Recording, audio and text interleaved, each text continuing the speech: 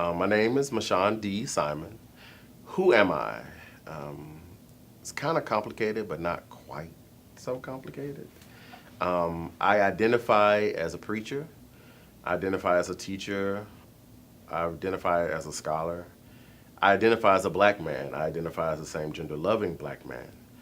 I identify as someone who is socially conscious, a social activist. I identify as a thinker and a writer. I identify as a great many things, and I think that is the beauty of the realities in which we sort of reside in today. I have a friend who's doing a PhD in psychology, and one of the things that he and I were talking about recently, I became a subject of one of his major papers. It was a conversation about sexual identity and religious identity. And I sort of was just expounding upon all these ways in which I've come to knowing myself now. And he came back to me with some feedback and was like, my classmates, my professor, they want to meet you. They want you to come up and talk because you were a subject who was pretty solid and secure in who you are and how you are and how you identify. And very rarely do people find subjects like that.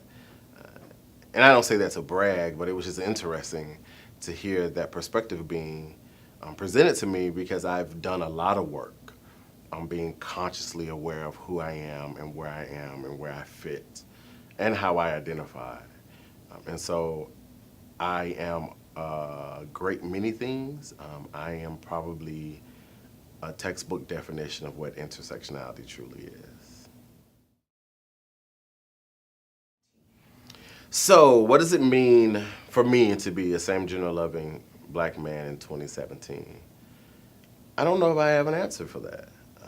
I think it comes back to the work that I've done of fully understanding myself. And I, for the most part, feel like I never fit anywhere because my intersectionality is so present for me. And so to be same gender loving and black in 2017 in a lot of ways means to sort of push against these definitions and these perspectives and these understandings. But at the same time, it creates this level of isolation because I don't feel like I fit anywhere at one time. I'm always sort of, I very rarely do I find myself in a room where all of me can fully be present in the room comfortably. And I think that is a reality not just for me, but for a lot of people right now, especially as we're dealing with some of the issues that we're faced with as far as race, as far as equality, as far as the political climate, and the entertainment climate. There are a lot of us that are trying to figure out how we fit and how we can have impact. And there are no easy definitions. There are no easy pathways. We're having to create them on our own. And so for me, I find myself on a constant search or a constant journey for impact and how I fit.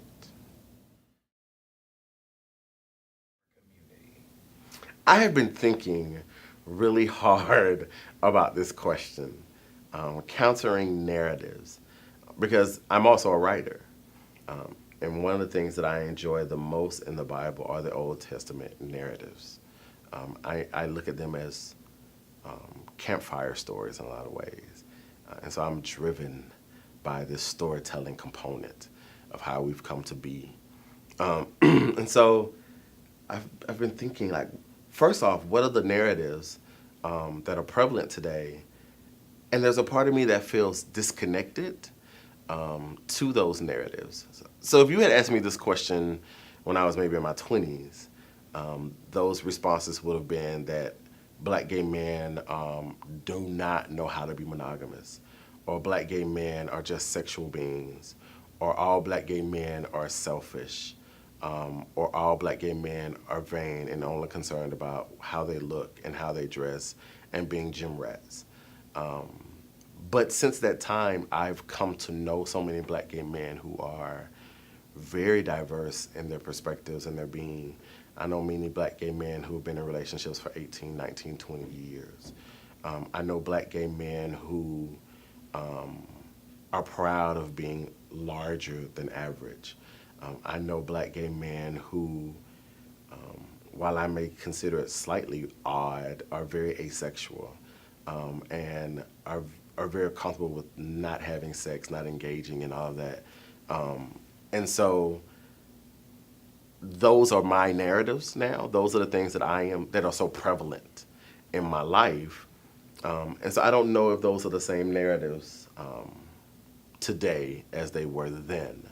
But I do think that there are some narratives that are prevalent today, that not all black gay men are as conscious of what's going on in the world, or that a lot of black gay men are just gay and nothing else.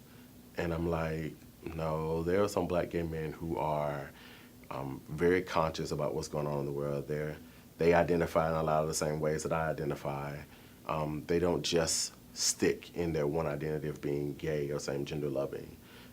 They sort of carry that identity in tandem with all the other pieces in the same way that I do. And so I think, and not all black gay men are like uber James Baldwin fans, or who know who Bayard Rustin is, and those things. And so I think the task is to allow the diversity and the intersectionality of what is blackness and what is gayness, and recognizing that there is no one size fits all for all of us. I hope that answered your question. No, it really did, and it that is, I think, and it's in pockets, right? So you were very clear about when we experience life and when we experience people, we realize how much diversity it is, and all of it's okay. All of it is okay. There are a group of us who want to be in the club every weekend. There's a group of us who don't want to be in the club every weekend. There are a group of us who, are sitting at tables and trying to figure out how to take down the political systems. Like there is no one narrative for the group, but I don't know which is the majority stereotypical narrative right now, because I'm surrounded by so many different narratives, and have been exposed to so many different perspectives. That then also adds to my feelings of never fitting in, because I'm in rooms with all these differents. So,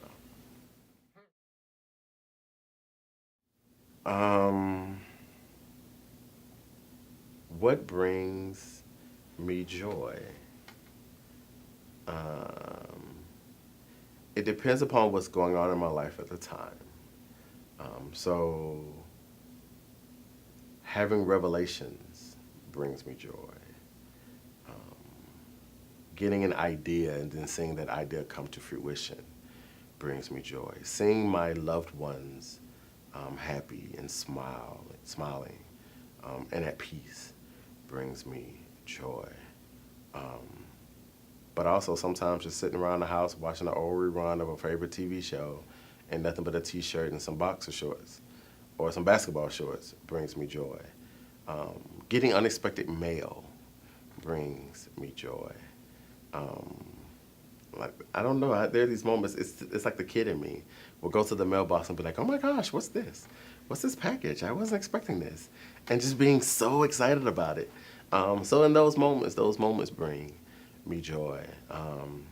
Spending time with my family, and what is now becoming my extended family, and what is now becoming my reconciled family, brings me joy. Spending time with my partner's family also brings me joy.